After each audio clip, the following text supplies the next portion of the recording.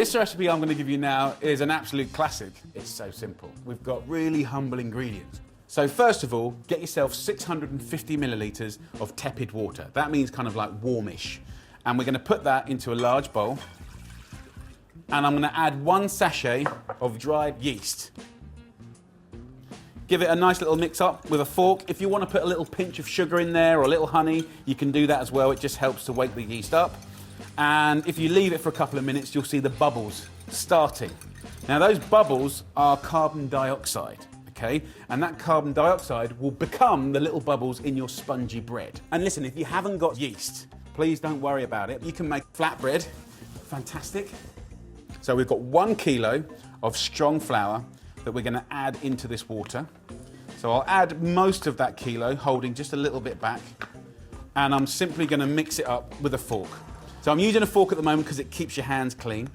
I'm gonna give it a nice pinch of salt. You definitely don't want bland bread. So keep using the fork until the very last minute, and then you can use your hands. Now look, whether it's adults or kids, this is a brilliant thing to do. So you can see it's getting sticky. So if you get sticky hands, just take some of that flour and dust your hands down, move it around, and we can pretty much clean the side of the bowl. Punch it, move it, knead it. There's no real right or wrong way. Just keep it moving. I think a lot of people are really scared of making bread, and it's so easy. So look, let's get that bowl out. Give it a little dusting with my hand, and let's knead. So just keep moving the dough. We want the dough to be elastic. Now, I can get rid of this board.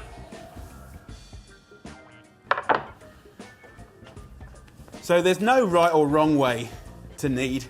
Just kind of move it, sort of move it apart like this, stretch it, and you can move it around like that.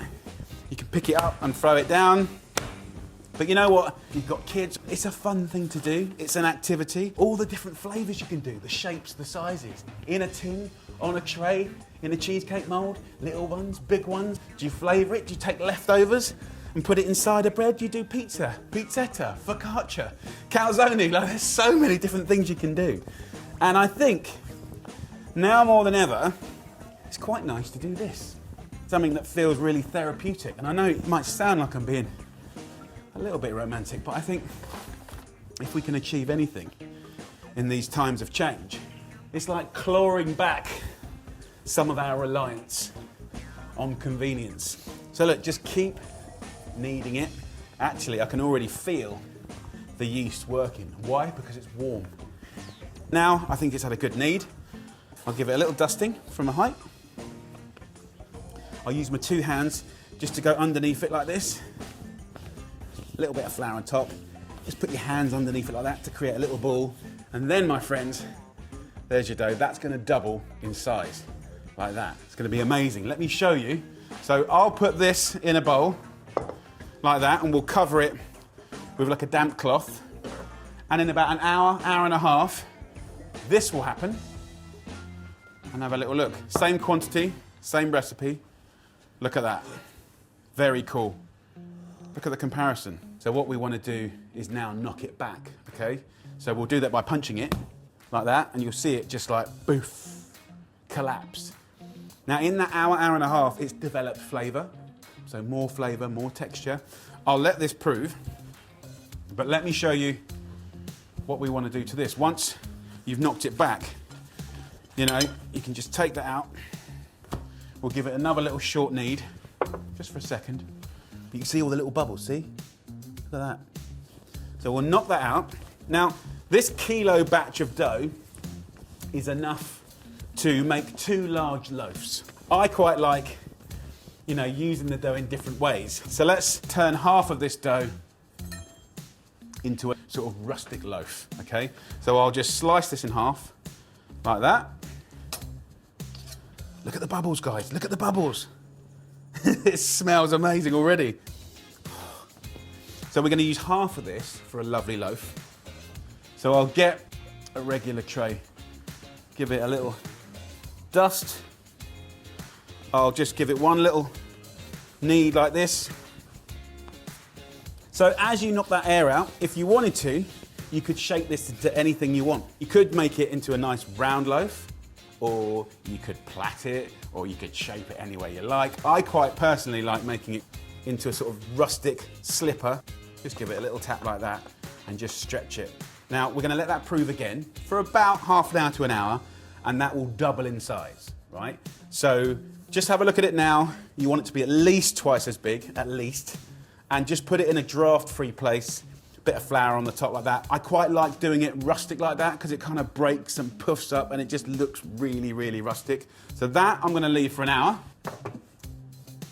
Now, with the other half of the dough, we can do some very exciting things. Just move the dough around on a floured surface. I want to use a rolling pin just to roll this out to about the size of a tea towel, okay? Now, what I'm gonna make is a twister bread. So this is a rolled up bread that cooks almost like a Chelsea bun. So it means it has a crunchy outside and a really spongy inside, but it also means you can flavor those layers. And that makes it really fun for adults or for kids, right? So we can get really creative. You could take flavors that you just love. Also, you can go sweet or savory, right? So it could be just jam. It could be, you know, honey and raisins. It could be chocolate paste and squashed up bananas. Or then you could go to things like, you know, smoked ham slices, just torn up, little bit of cheese and tomatoes. You can use up anything that's to hand in your fridge.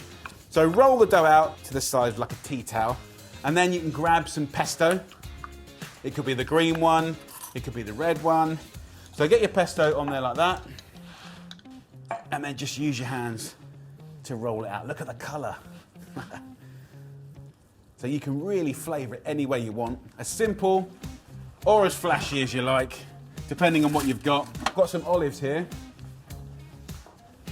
Now, I haven't got mozzarella, which I would normally use, but I've got some lovely cheddar. So just use a little knife and get little nuggets like that, and these will melt beautifully. And look, the kind of cooking happening at the moment, when you can't necessarily get exactly what you want, that's the spirit of just kind of, you know, keep cooking and carry on. And we can make it delicious. So the cheddar goes in, and then just fold over the dough like that, and then roll it up. Now, of course, this is the golden bit. This is what makes it delicious. So you get the layers of flavour, crispy on the outside, fluffy on the inside. So in half, then in half, then in half again. Look at that, joyful. So, get a little pan like this. Have a look at the inside, guys, come on. This is the joy of it, right? It's fantastic. So in we go. And what's nice is even the little gaps that you get, it'll all prove into each other. Okay, so we're done. So let this prove until it's doubled in size, along with the rustic loaf, and then I'll bang them both in the oven and show you what it looks like. Home cooked bread, hallelujah. Okay, so the room smells absolutely incredible. I proved those two breads until doubled in size, then whacked them in the oven at 180 degrees Celsius for about 35 minutes. And here goes. This is our lovely rustic loaf. Look at that, really beautiful, very simple. And of course, you can use that for so many things. From your standard bread, the ultimate toasty, you know, but leftovers, croutons, you can do loads of things. And then here is the twister bread. Let's just slip it out, slide it. Look at that, you can see it falling apart, guys, look. So what we've created is something a bit different, something a bit fun. I think we could all do with a bit of that, right? But then if you look in here, if you just kind of like peel it away, see how it just kind of like cooks into each other, but then you pull it away, and then you can almost unwind it. Delicious.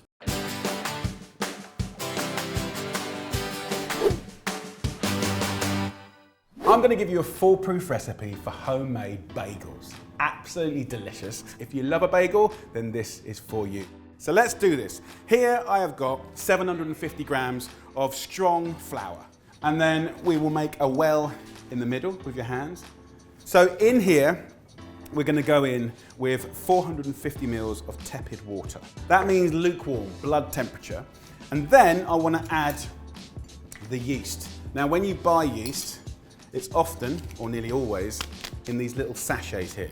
So 7 grams of our dried yeast goes into the tepid water. Just use your fork to whisk in the yeast. The heat and the water will wake the yeast up. Then I'll go in with 3 teaspoons of sugar. I'm just using a nice light golden sugar there. That will give it not just the ability to wake up the yeast, but also a gentle, very subtle sweetness. Then I'm going to add 3 level teaspoons of salt. So that goes in. Mix that up first, and then start taking the flour from the outside to the inside. And it will go to like a porridge-like consistency and get thicker and thicker. You can see at this stage it's getting elastic. Can you see how stretchy it's looking? And as you bring it together, you can bring more and more flour in. Now I'm using hands, right? With a light touch of your hand, just move it around. So I normally would knead this for like 10 minutes. So we'll keep it moving, just bringing in those little bits of extra flour as you need. And once it's come together, you can be a bit more brutal. You can pick it up and throw it down and pull it apart and roll it back up, pick it up, throw it down. If you have a little look at it, you know, we've got a really nice, smooth, elastic, beautiful dough. There you go. A nice sort of little therapeutic knead up. Of course you can use, you know, a machine and let that do all the hard work, but somehow it doesn't feel quite as romantic. So there you go. A lovely dough. Kiss a little bowl with a tiny bit of oil, just so it doesn't stick. And put your dough in here. Look how lovely and soft and shiny that is. So let that prove for about an hour and a half in a bowl, rubbed with oil. Get yourself a clean tea towel, and I would just run some hot water on it. Just wring out your tea towel, which has been put in the hot water, right? And we'll just lay that over the top like that. So lots of stuff is now happening in this little world that we've created. So an hour and a half, it will double in size, and then I'll show you what to do next. So an hour and a half later, we have a beautiful dough that has doubled in size. Look at that. When we turn it out, it is just so bubbly. Just peel it, tease it away from the edge. It smells amazing. So we want to knock back the dough. That means bash the air out of it. So we just knock that out, and then we can start to just knead it again. Let's just get a knife. Okay, so divide this roughly, or as best as you can, into 2. And then each half will go into 3. Try and get it about right. So look, we've divided it into 6 balls, roughly. You can see I'm double-handing them, you know, just to look pro. A little dusting of flour just stopped anything sticking outrageously. Each dough we're now going to take into half, like that. What I do is I put a little bit of pressure on the dough, and I use my fingers like a little kind of cage, and I push the palm down until you get traction, right? And you go in a circle, and then you start to push your fingers up and take the pressure off, and then you get that lovely little dough. And once you do a few, you'll just kind of get the spirit of it, and it's going to be lovely. Pressure down, pressure off, lovely ball. Okay, so we've got our 12 beautiful balls there. Over here, by the way, this is kind of the really different part of making your very own bagels. Boiling water, that's the first part of cooking. Boiling, then baking. And that will give you that kind of chewier, spongier texture that's quite unusual, particularly to bagels. Now, the one ingredient that goes in here that is, I guess, unusual is bicarbonate of soda. So that's particularly used in baking to give lift and bubbles, but often you see it in recipes for noodles, or in this case, the bagel. It kind of gives a kind of bouncier outside, and also will help to change the pH of the dough on the outside so it goes golden and really beautiful when you bake it. Now we're going to get thumbing. Now, thumbing is a particularly nice thing to do. Get one's thumb and then put it in the flour, put it in your dough, move it around, take it off, and then you can just stretch the dough and do this. And as soon as you've done that, you want a nice little circle, and there's your potential bagel. You want to go a little bit bigger because it kind of does tend to shrink back again. So be generous, don't be too aggressive with it. And then we can poach it, right? So we'll lay that down there, second thumbing, unusually therapeutic. Get the kids involved, get no one involved. Maybe just go thumbing on your own. So there you go, a beautiful array of well-thumbed bagels. So now we go into the water. I will season it with a little salt actually. We'll get that simmering. You can just extend that hole a little bit as you lay it in like that. So we're going to give that about a minute on each side, and then we're going to get them in lovely trays. So look at these, they're plumping up really nicely. Once you've done your 2 minutes in the boiling water, take them out, drain them. So let me show you what we're going to do here. So egg wash them first, right around the edge, right in the middle. Then we'll take the sesame seeds and generously sprinkle them on top. Poppy seeds on the other.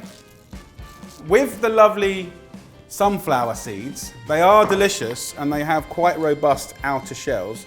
I personally think instead of just throwing them on, which you can do, just crush those sunflower seeds, and on the inside you just get more flavour, more texture, and I think they eat better. So in the ovens these are going to go. The oven has been preheated to 200 degrees Celsius, and I'm going to cook these for around about 25 minutes. Now this is a fan oven, so it should be pretty even, and they will be golden and delicious. And then the only question you have to ask yourself is, what are you going to do with them? Delish.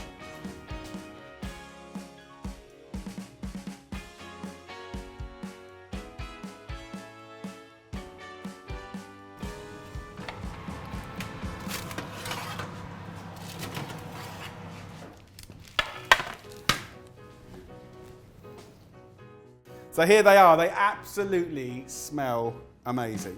So let's just have a quick look. You can see it's going to be really crisp on the outside and spongy on the inside. I'm just going to get a serrated knife and cut into this. Just use the length of the knife. So look, let's get some butter on there. You could go, you know, conserves, jams, savoury, smoked salmon, beautiful salt beef. There's so much you can do with it. Let's have a little try.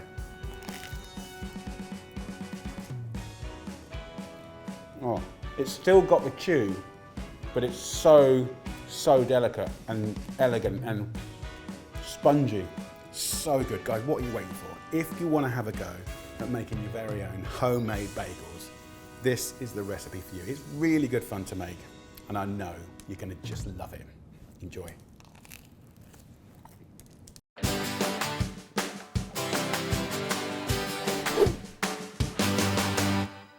Right, we're going to make a super quick Cheats homemade pizza. It's not supposed to be the best artisan pizza in the world, but it is delicious and gorgeous. We can start it and cook it in under 10 minutes, so let's get on with it. And I've got 2 helpers here that are flicking me.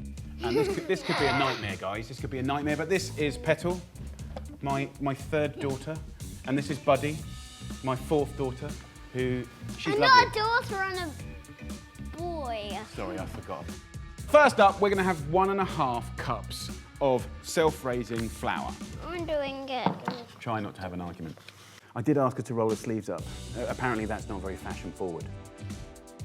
It doesn't matter if your mug is bigger or smaller, it's all relative. Then we put half a mug of water, a pinch of salt, and I just want a tablespoon of oil, Petal. So wazz it up. 30 seconds, 1 minute. And as soon as it starts to clean the bowl, that's good. Not too much flour. Right. So look, here's our dough. And you know, you want it to be sort of stretchy and elastic like this, which is nice. So I'm just going to divide this into 2. What I want them to do is roll out their base into a kind of circle. I've got a non-stick large pan. okay? It's cold.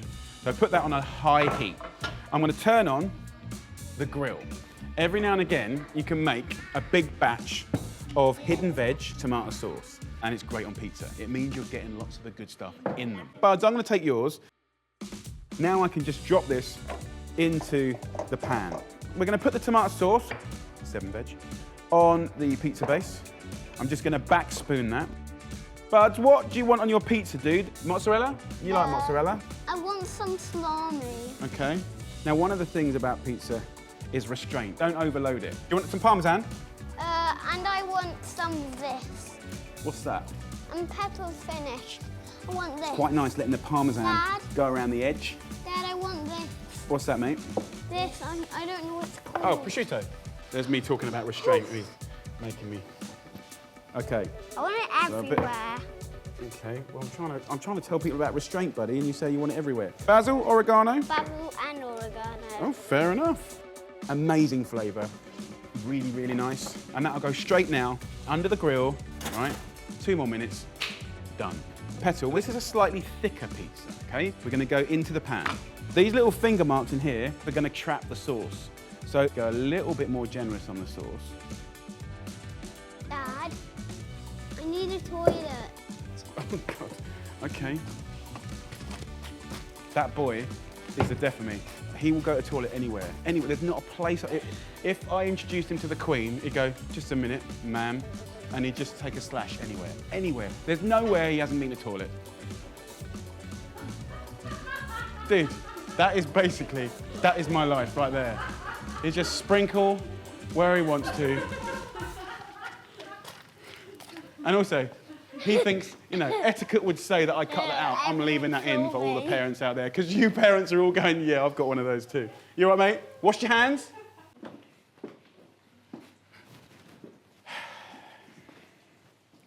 Anyway, so Buddies will now come out. It's taken no time at all. It looks gorgeous. It's crispy skinned, straight on to the board. And then this next one here, this goes straight under. They love balsamic. You can put some fresh basil over the top. Of course, the purest pizza makers are gonna take this apart. But when you've got kids, you got to feed them. And you want to give them stuff that they want. And of course, pizza's a treat. But actually, if you trade up from white flour to whole grain flour, you're getting closer to a really healthy pizza. If you do a 7 veg tomato sauce, you're getting towards a healthy pizza. If you restrain the cheese, you're getting a really lovely thing. Who wants some pizza? Me. Gorgeous. Me. You made it. You know what went into it. You know. didn't made it. Okay, you made it. You made it. Let it cool down. Ooh la la. Got a bigger one on mine. So this is the point, guys, where we say to the wonderful world, bye-bye, take care, have fun, lots of love, bye. Should we do that? No thanks. Oh, Bye bye. you did say bye-bye.